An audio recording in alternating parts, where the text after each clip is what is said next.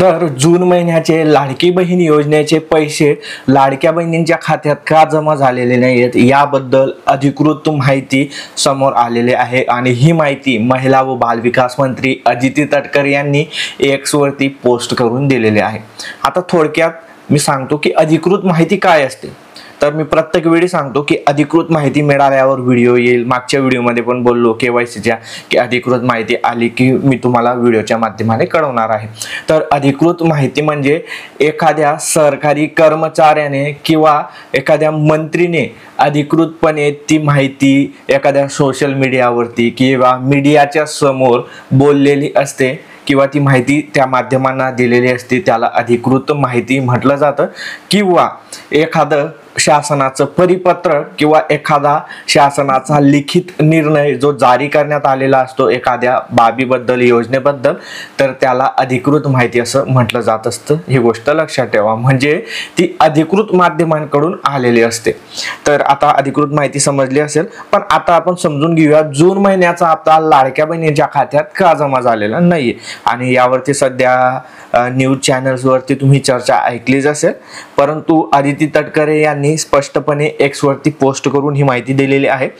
तर स्क्रीनवरती तुम्ही पाहू शकता, मुख्यमंत्री माझी लाडकी बहीण योजनेअंतर्गत पात्र ठरलेल्या सर्व अर्जांची ओळख पटवण्यासाठी महिला व बालविकास विभागाने शासनाच्या सर्व विभागाकडून माहिती मागवली होती।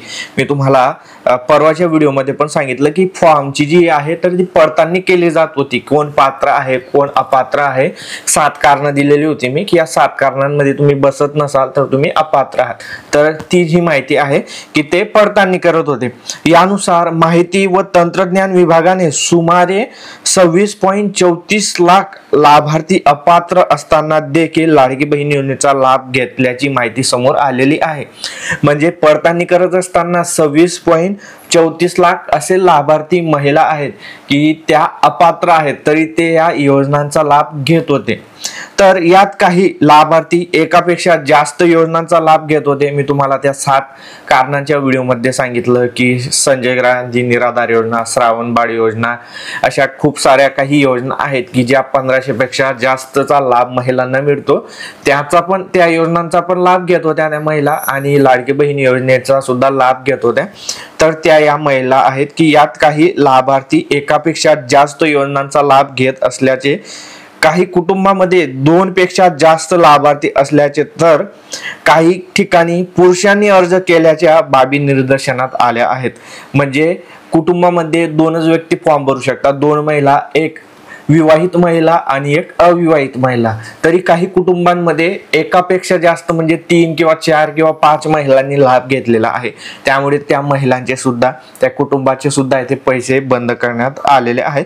आणि सध्या आता न्यूजवरती सोशल मीडियावरती चाललेलंच आहे की पुरुषांनी देखील महिलांच्या नावाने फॉर्म भरून पैसे लुटलेले आहेत सरकारकडून। म्हणजे समजा तुम्ही की खूप साऱ्या अशा पात्र गरजू गरीब महिला आहेत की त्यांचा लाभ या पुरुषांनी घेऊन घेतलेला आहे।